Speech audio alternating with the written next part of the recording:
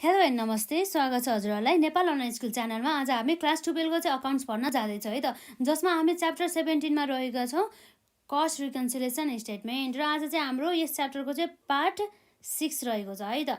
भनेपछि आज पनि हामी त्यही पास्ट क्वेसनहरूलाई नै सल्भ गर्न जाँदैछौँ है त। हजुरहरूले यसभन्दा अघिका क्लासेसहरू अटेन्ड गर्नुभएको छैन भने गर्नुहोला। हामीले धेरै म्याक्सिमम क्वेसनहरूलाई चाहिँ हामीले कभर गरिसकेका छौँ। र आज चाहिँ हाम्रो यहाँ रहेको छ क्वेसन यस प्रकारको है त। जुन क्वेसन चाहिँ हाम्रो 2070 सालमा चाहिँ सेट डीमा क्वेसन नम्बर 22मा सोधिएको रहेछ है त।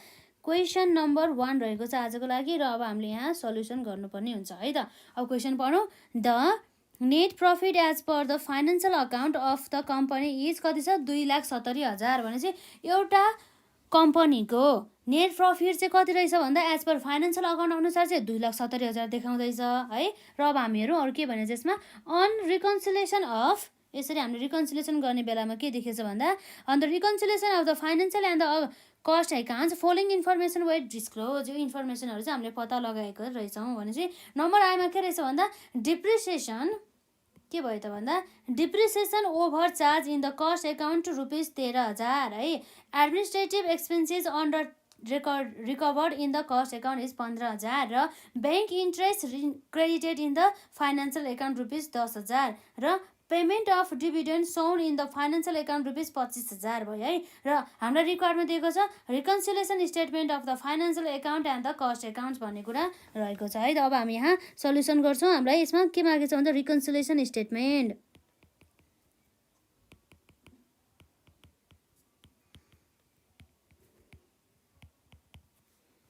Reconciliation statement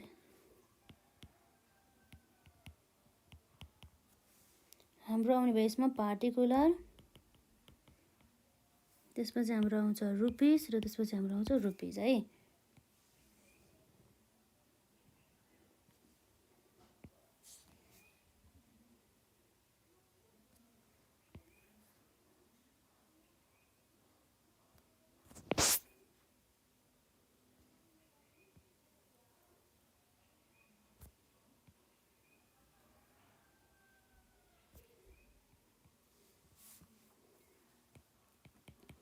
net profit as per financial account है त। Net profit as per financial account हामीलाई यहाँ कति दिएको छ भन्दा 2,70,000 बराबरको। अब हामीले के निकाल्नु पर्ने रहेछ भन्दा चाहिँ net profit as per the cost account हो। Net profit as per cost account नै हाम्रो के भयो त एज अ बेसको रूपमा चाहिँ रहने भयो है त।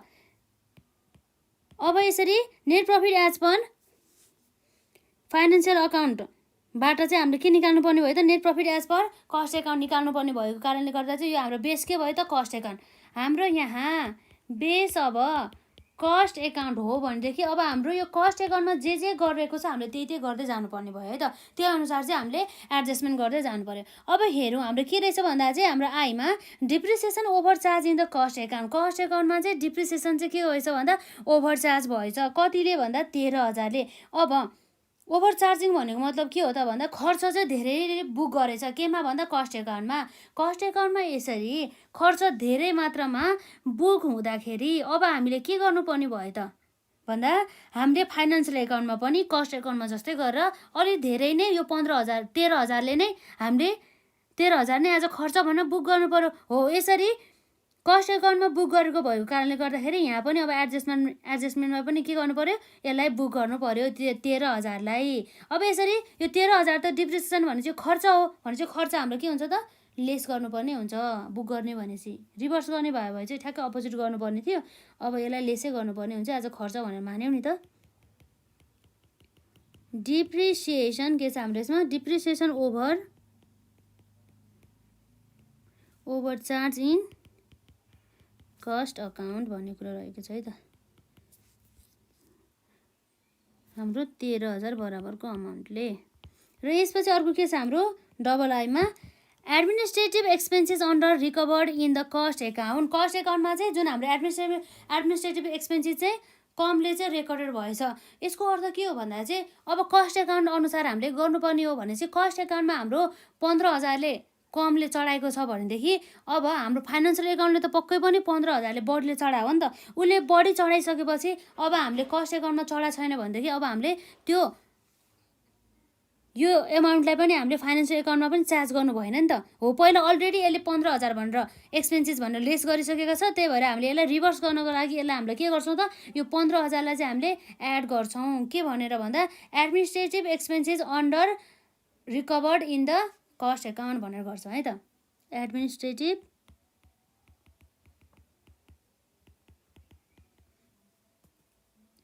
एक्सपेन्सेस अन्डर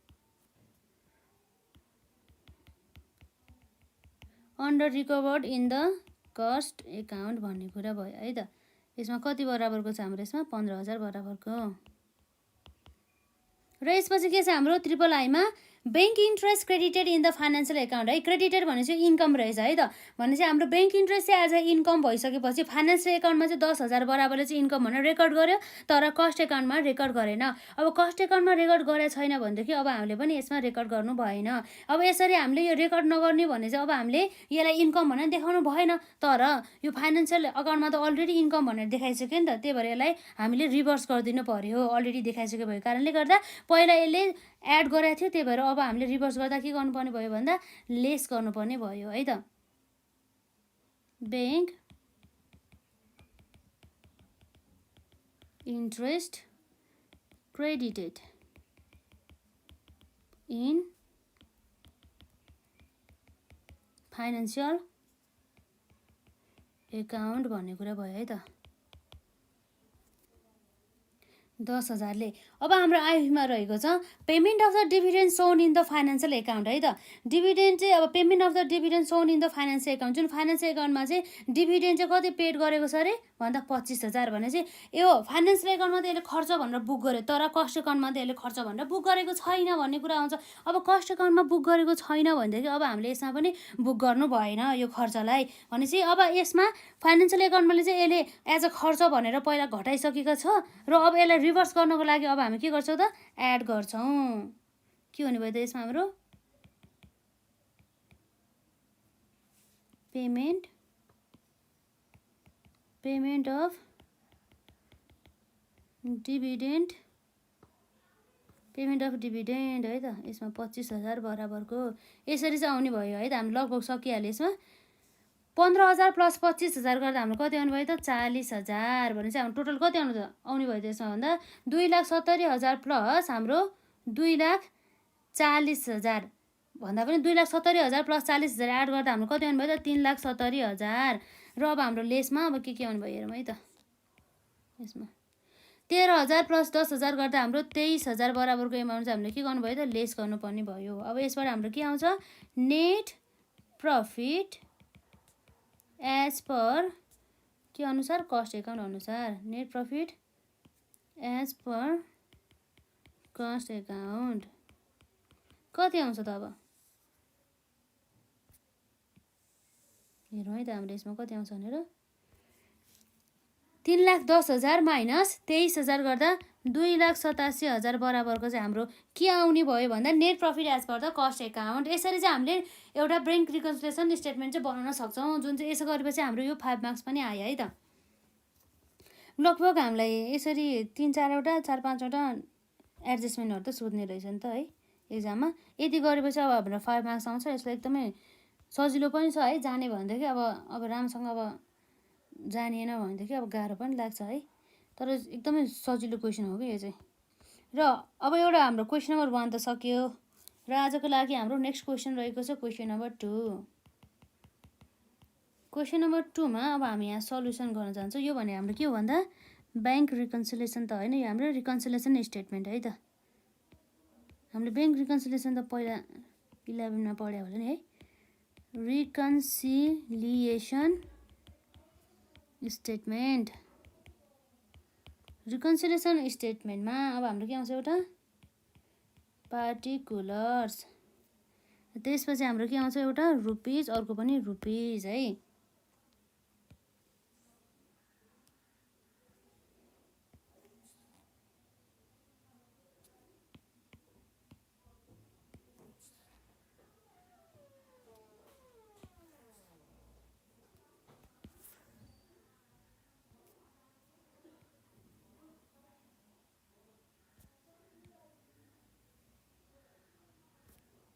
अब हामीलाई दिएको छ यहाँ नेट प्रफिट एज पर के अनुसार है त। अब हामी क्वेसन पढ्छौँ र हामीलाई यहाँ दिएको छ क्वेसन नम्बर 70 भन्दा पनि क्वेसन नम्बर 2000 क्वेसन नम्बर 22 भयो र 2070 मा चाहिँ हाम्रो सोधेको रहेछ सेट सीमा है त। भनेपछि the net profit as per the financial account of the company is 1,30,000 भने चाहिँ नेट प्रफिट कति रहेछ 1,30,000 रहेछ। र on the reconciliation of the financial and the cost account following facts were located भनेको छ है। र हामीलाई यहाँ भनेको छ नम्बर आइमा डिप्रिसिएसन के भन्दैछ भन्दा फाइनेन्सियल एकाउन्टमा चाहिँ डिप्रिसिएसन भन्ने त हाम्रो खर्च हो नि त हो। यो एक्सपेन्सेस अब खर्च भने चाहिँ हामीले लेस गर्नुपर्ने हुन्छ है। यो जुन डिप्रिसिएसन चाहिँ हाम्रो एज अ खर्चको रूपमा चाहिँ फाइनेन्सियल एकाउन्टमा 32,000 चार्ज गरेको छ र हाम्रो कस्ट एकाउन्टमा 40,000 चार्ज गरेको छ। र अब हाम्रो यहाँ अर्को के थाहा हुनुपर्छ हाम्रो बेस चाहिँ के हो भन्दा हाम्रो कस्ट एकाउन्ट हो। कस्ट एकाउन्टमा जे गरेको छ त्यही गर्नुपर्ने हुन्छ। किन कस्ट एकाउन्ट हो भन्दा चाहिँ हामीले जुनको प्रफिट निकाल्न हो नि त्यही नै हाम्रो बेस हुन्छ कि। यदि हामीले net profit as per financial account निकाल्न थाल्यो भनेदेखि त्यही हाम्रो बेस हुन्थ्यो। तर अहिले हामीले net profit as per cost account निकाल्दैछौँ त्यसै कारणले गर्दाखेरि हाम्रो बेस पनि यो कस्ट एकाउन्ट हुन्छ। र यसमा हाम्रो यसरी कस्ट एकाउन्टलाई हेर्नुपर्दा हाम्रो जुन खर्च रहेको छ जुन हाम्रो फाइनेन्सियल एकाउन्टमा 32,000 र हाम्रो कस्ट एकाउन्टमा 40,000 भनेपछि हाम्रो के रहेछ भन्दा यो दुईटाको डिफ्रेन्स भनेको 40,000 माइनस 32,000 गर्दा जम्मा 8,000 डिफ्रेन्स रहेको छ हो। यो 8,000 बराबर चाहिँ के रहेछ भन्दा बडीले चाहिँ डिप्रिसिएसन केमा चार्ज गरेछ भन्दा कस्ट एकाउन्टमा चार्ज गरेछ र कमले चाहिँ चार्ज केमा गरेछ भन्दा हाम्रो फाइनेन्सियल एकाउन्टमा चाहिँ कमले चार्ज गरेको छ र बडीले चाहिँ हाम्रो कस्ट एकाउन्टमा चार्ज गरेछ भनेदेखि हाम्रो त बेस त हाम्रो कस्ट एकाउन्ट हो नि त। त्यही भएर कस्ट एकाउन्टमा हाम्रो 8,000ले बढी खर्च बुक गरेछ भनेदेखि हामीले फाइनेन्सियल एकाउन्टमा पनि बुक गरेको थिएन अब हामीले बुक गर्छौँ भनेदेखि अब त्यसलाई खर्च भने चाहिँ हामीले बुक गर्नको लागि के गर्छ हामीले लेस गर्छौँ है त। लेस अब हाम्रो के हुन आउँछ यसमा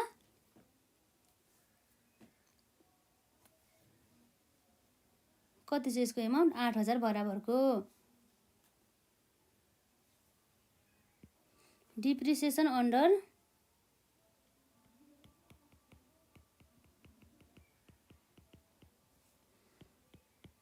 अन्डर चार्ज इन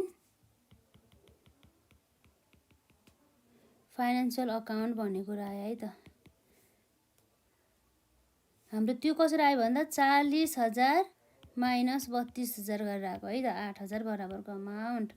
र यसपछि अर्को हाम्रो नेक्स्ट एडजस्टमेन्ट रहेको छ डबल आईमा एडमिनिस्ट्रेटिभ एक्सपेन्सेस है त। यो पनि हाम्रो के हो त खर्च हो। जुन हाम्रो फाइनेन्सियल एकाउन्टमा चाहिँ 45,000 भनेर चार्ज गरेछ भनेदेखि कस्ट एकाउन्टमा कति छ 35,000। अब यसको अर्थ के रहेछ भन्दा जुन हाम्रो 45,000 माइनस 35,000 गर्दा हाम्रो कतिको डिफ्रेन्स आयो 10,000 हो। यो 10,000 चाहिँ के गर्यो भन्दाखेरि फाइनेन्सियल एकाउन्टमा चाहिँ बडीले चार्ज गर्यो फाइनेन्सियल एकाउन्टमा चाहिँ, तर हाम्रो कस्ट एकाउन्टमा चाहिँ के गर्यो भन्दा चाहिँ कमले चार्ज गर्यो भनेपछि अब हामीले कस्ट एकाउन्टमा जे गरेछ त्यही गर्नु पर्यो। कस्ट एकाउन्टमा हाम्रो यसरी 10,000लाई खर्च भनेर मानेर हालेको छैन भनेदेखि हामीले पनि हाल्नु भएन। त्यही भएर चाहिँ तर के भयो भन्दाखेरि हामीले त अलरेडी हालिसक्यो नि त फाइनेन्सियल एकाउन्टमा त हो। अलरेडी हालिसकेछ भनेदेखि अब यसलाई रिभर्स गरिदिनु पर्यो। पहिला यसले खर्च भनेर लेस गरेको थियो अब हामीले यसलाई रिभर्स गर्दाखेरि कति हुन्छ त भन्दा 10,000लाई चाहिँ हामीले एड गर्नुपर्ने हुन्छ है त। यो भनेको हाम्रो फाइनेन्सियल अकाउन्ट आयो। यसमा एडमा हाम्रो के भयो त यसमा भन्दा एडमिनिस्ट्रेटिभ एक्सपेन्सेस के गर्यो भन्दा चाहिँ over charge in the financial account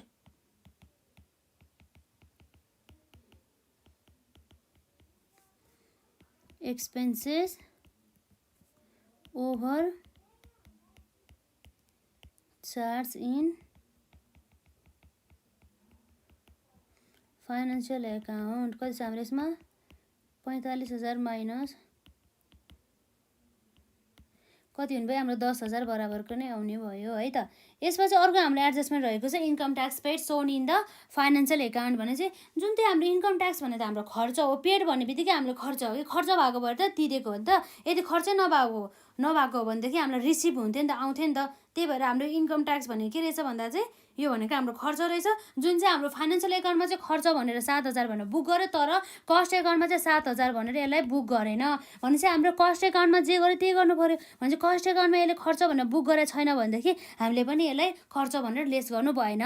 तर फाइनेन्सियल एकाउन्टमा त अलरेडी खर्च भनेर यसले लेस गरिसकेको छ नि त, अब हामीले गर्नु हुँदैन भनेदेखि यसलाई एड गर्नु पऱ्यो। भने चाहिँ हाम्रो यसमा एडमा हाम्रो के आउने भयो त यसमा भन्दा जुन हाम्रो इन्कम ट्याक्स रहेको छ, इन्कम ट्याक्स पेड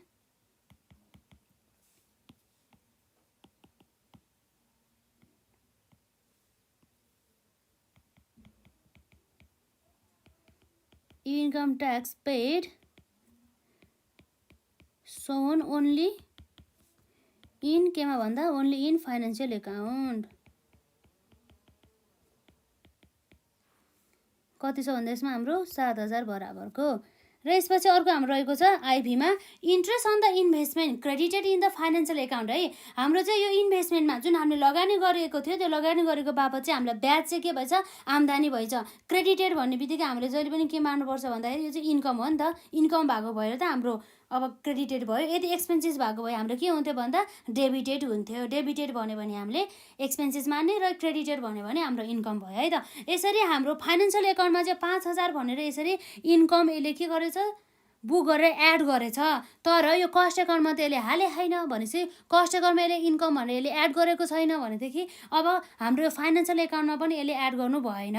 भनेपछि अब फाइनेन्सियल एकाउन्टमा यसले एड गर्नु हुँदैन भनेको थियो, तर फाइनेन्सियल एकाउन्टमा त अलरेडी यसले 5,000 भनेर बुक गरिसक्यो। अब यसलाई हामीले के गर्नु पर्यो, रिभर्स गरेर यसलाई लेस गर्नुपर्ने भयो। किन भन्दा यसले अलरेडी इन्क्लुड गरिसकेको छ नि त, अलरेडी यसले एड गरिसक्यो नि त। त्यही भएर हामीले यसमा के गर्नुपर्ने भयो भन्दा लेसमा चाहिँ हामीले इन्ट्रेस्ट अन